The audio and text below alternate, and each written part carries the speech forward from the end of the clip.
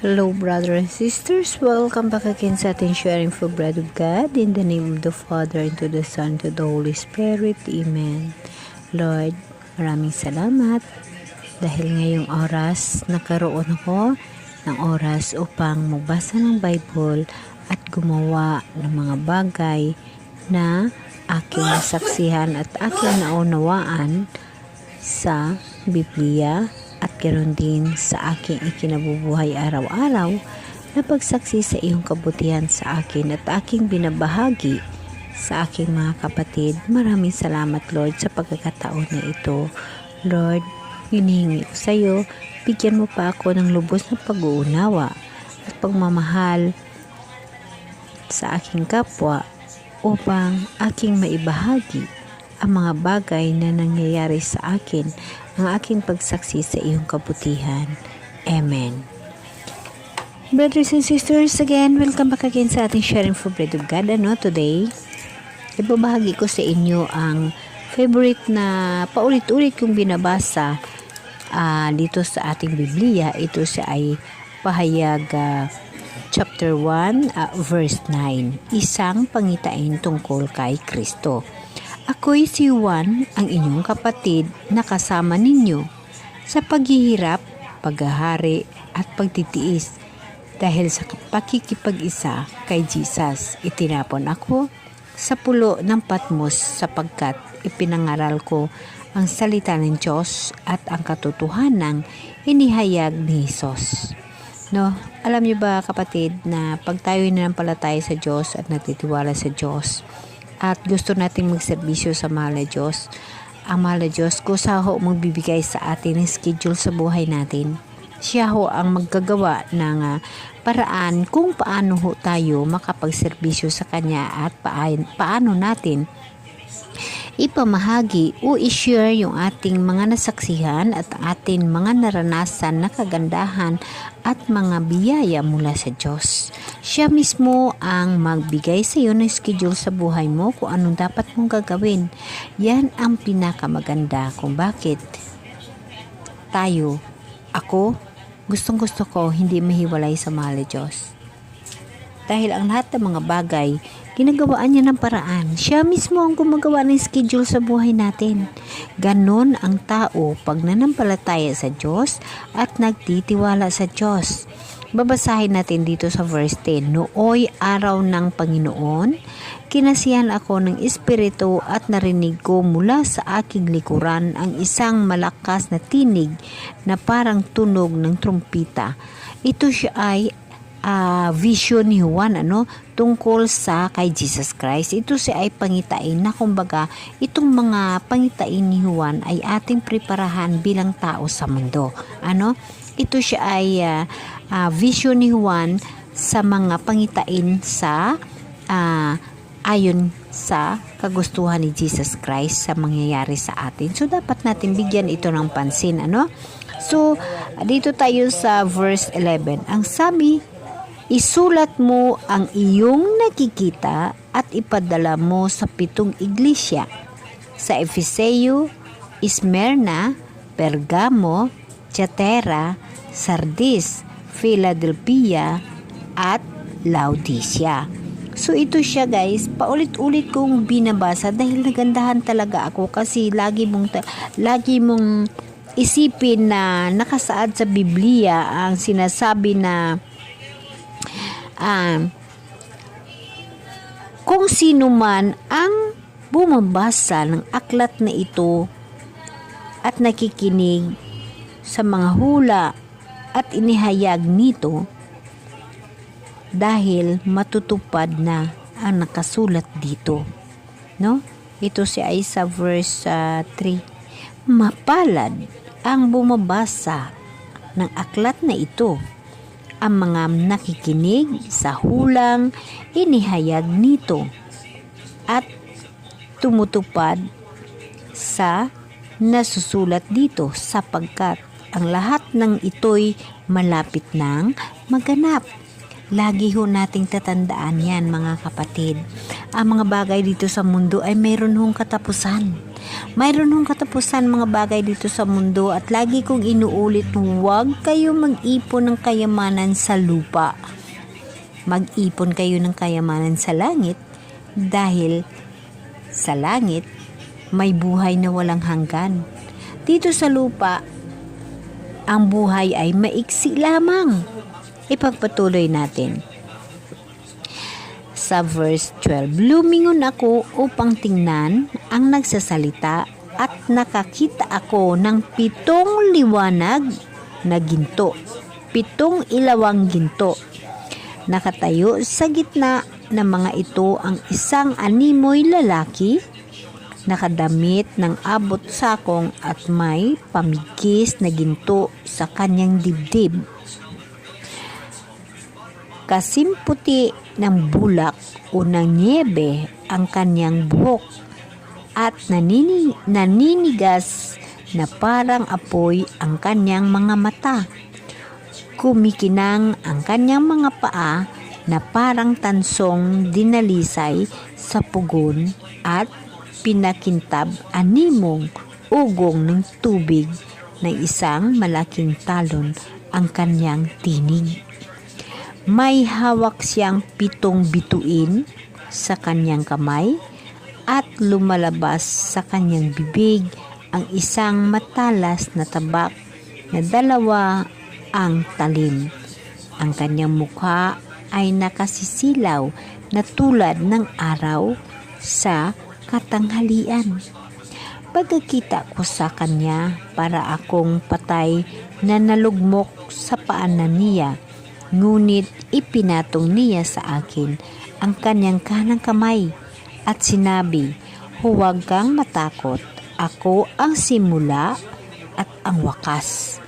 At ang nabubuhay na mamatay ako, ngunit masdan mo, ako'y buhay ngayon. At manatiling buhay magpakailanman. Nasa ilalim ng kapangyarihan ko ang kamatayan at ang daigdig ng mga patay. Kaya't isulat mo ang iyong nakikita, ang nangyayari ngayon at ang mangyayari pa. Ito ang kahulugan ng 7 bituing hawak ko at ng 7 ilawang ginto. Ang 7 bituin ay mga anghel ng 7 iglesia at ang 7 ilawang ginto ay 7 iglesia. So, alam nyo ba na mga kapatid, dito nakasalalay or itong vision ni Juan, itong hula ni Juan, itong vision, ito yung nakikita niya, ito yung ang 7 ilawan at ang 7 bituin. No, ang 7 ilawan ito ay ang 7 iglesia at ang 7 ilawang ginto ay ang 7 iglesia at ang 7 bituin ay 7 mga anghel. Ulitin natin. Ito ang kahulugan ng 7 bituing hawak ko at ng 7 ilawang ginto. Ang 7 bituing ay mga anghel. Ang 7 iglesia at ang 7 ilawang ginto ay mga 7 iglesia. So, kapatid, ang 7 iglesia, ito yung mga iglesia ng Efeso, Ismenia, Pergamo, Tetera, Sardis, Philadelphia at Laodicea. At ang mga iglesia, tayo ho ay mga iglesia. Tayo ho ay mga iglesia, na? Tayo ay mga iglesia, individual na tumuluo ni Jesus Christ. Iglesia, temple of the community. At ang 7 bituin ay mga anghel. Sa bawat iglesia, pinapadalhan ng anghel. Ibig sabihin, tayo ho ay sa bawat temple of community, may pinapadala sa atin na mga anghel na magturo sa atin. Sa makatuwid, sa aking pag-uunawa, itong 7 iglesia, ito ay tayo at ang 7 anghel ang magtuturo sa atin. So mga kapatid, ayon dito sa chapter 1 verse 20, ito ang kahulugan ng 7 bituing hawak ko at ng 7 ilawang ginto ang bituin ay ang mga anghel at ang 7 iglesia at ang 7 ilawang ginto ay ang 7 iglesia. So, yung 7 iglesia, yung iglesia mga kapatid, ito yun yung community na nanampalataya sa Diyos. So, sa vision ni Juan, nagpadala si Jesus Christ ng pananaw kay Juan o sa kanyang hula o sa kanyang tinatawag na vision na pinapasulat ni Jesus Christ sa kanya upang ipahatid doon sa 7 iglesia. Lagi nating tatandaan na ang iglesia sa Biblia ay tumutukoy sa simbahan, sa kongregasyon ng mga nanampalataya. So, 7 iglesia mga kapatid. So, 7 iglesia. So, sa buong kongresyon ng mga nanampalataya sa isang lugar. Example lamang tayo ka iglesia, no? Nanampalataya tayo kay Jesus Christ, no? Ito siya ay makikita mo ang tinatawag na panampalataya sa isang tahanan sa iglesia. Halimbawa, ayon dito sa 1 Corinto chapter 1 verse 2. So dahil sinasabi ni Jesus Christ kay Juan sa vision ni Juan, isulat mo ang iyong nakikita at ipadala mo sa 7 iglesia. Dahil nakikita ni Juan na ang hawak ni Jesus Christ ay 7 bituin at 7 gintong ilawan. So, ang 7 bituin ay tumutukoy sa mga anghel at ang 7 ilawan ay tumutukoy sa mga iglesia.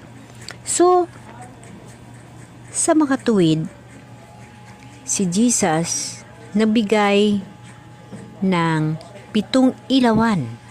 Ito siya ay mga iglesia na ito ay tumuturo sa atin, nagbibigay ilaw sa atin, nagbibigay ng liwanag sa atin.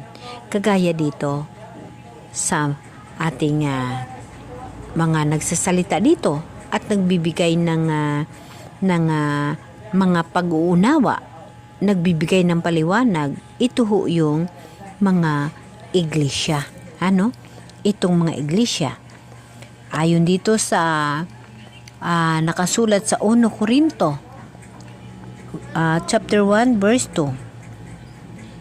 Mula kay Pablo na tinatawag ng Diyos upang maging apostol ni Kristo Jesus at mula sa ating kapatid na Sostines sa iglesia na sa Corinto, sa mga hinirang ng Diyos upang maging kanya sa pamagitan ng pakikipag-isa kay Kristo Jesus, kasama ng mga hinirang sa lahat ng dako na tumatawag sa pangalan ng Panginoong Hesus, ang Panginoon nating lahat.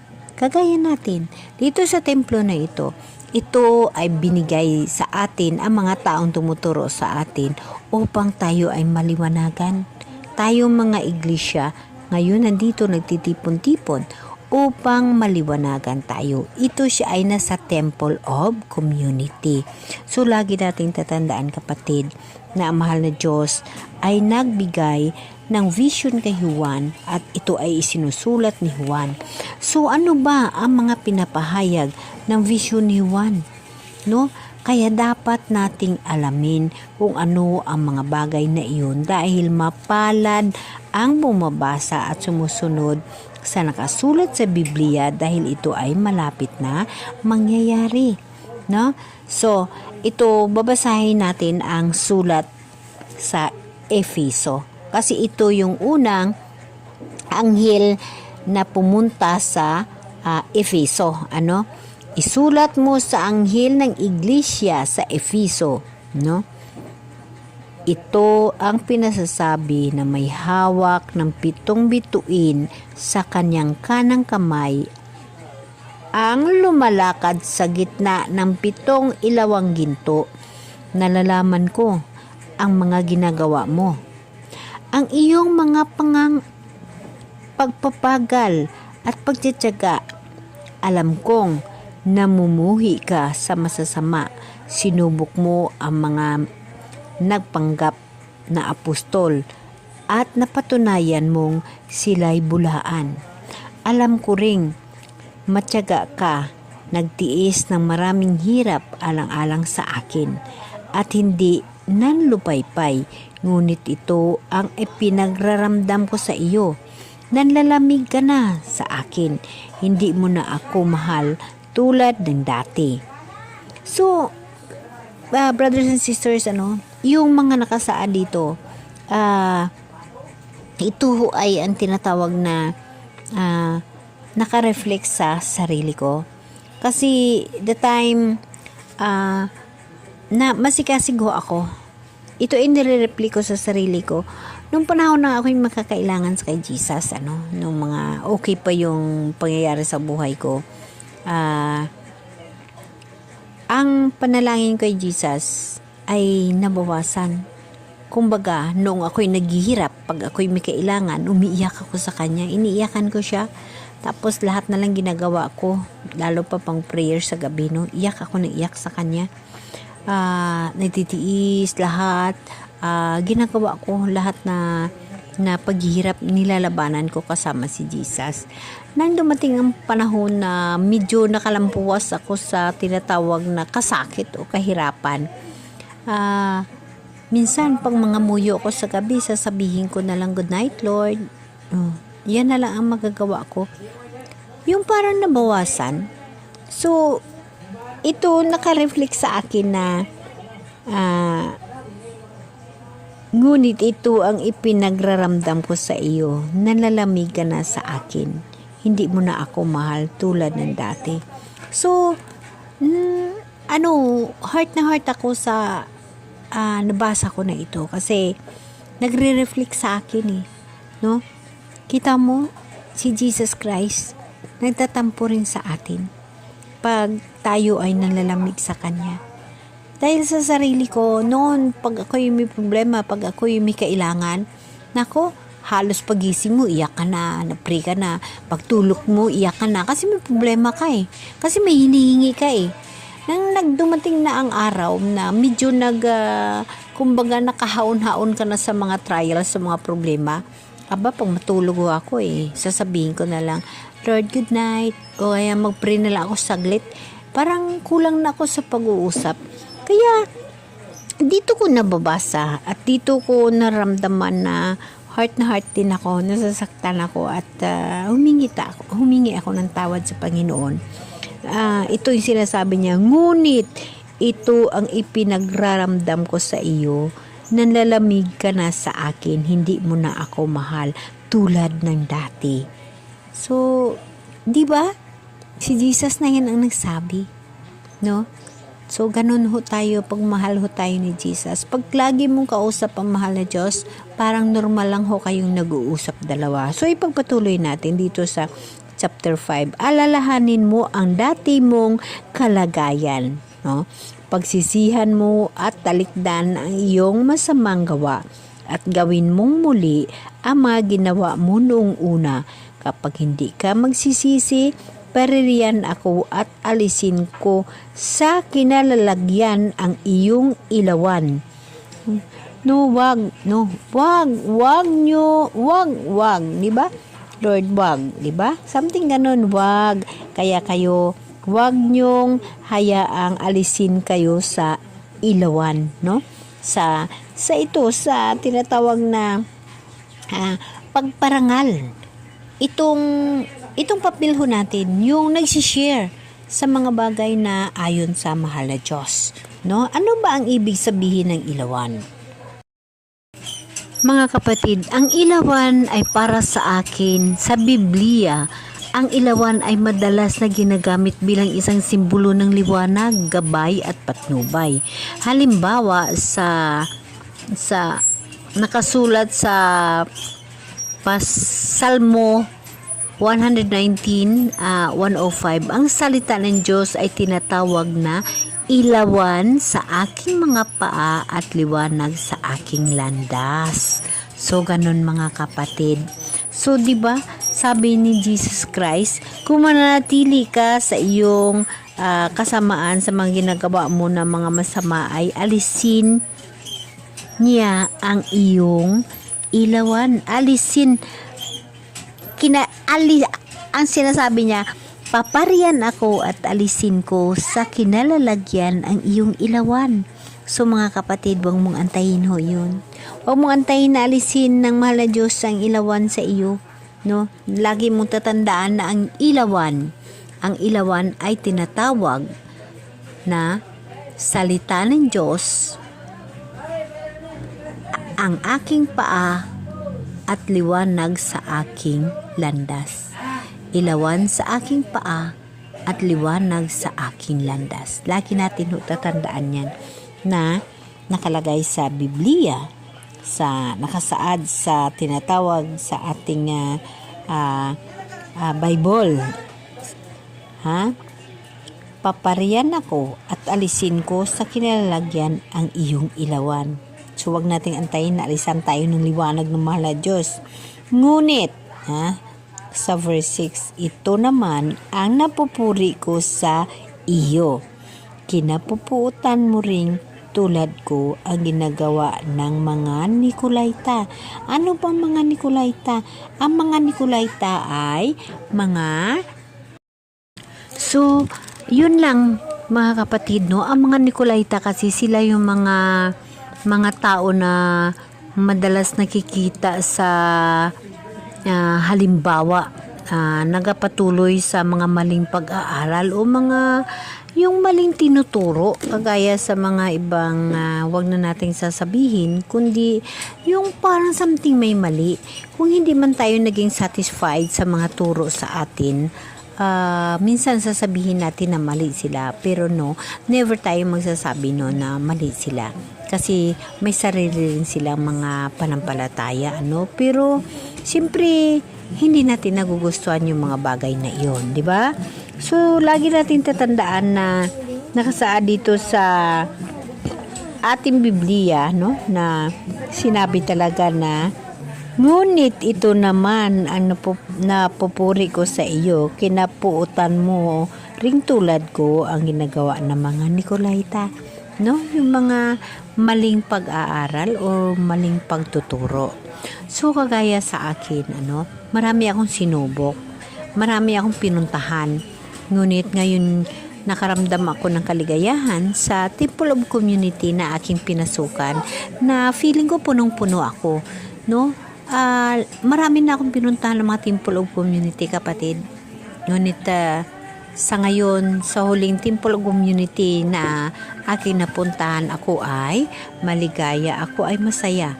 So, yun ang pinaka-importante sa buhay natin. So, dapat natin lagi tatandaan na ang Bible isa ho sa makatulong sa atin. So, again mga kapatid, dapat magbasa tayo ng Bible upang lubos natin maunawaan ang mga bagay na dapat natin alamin. Amen.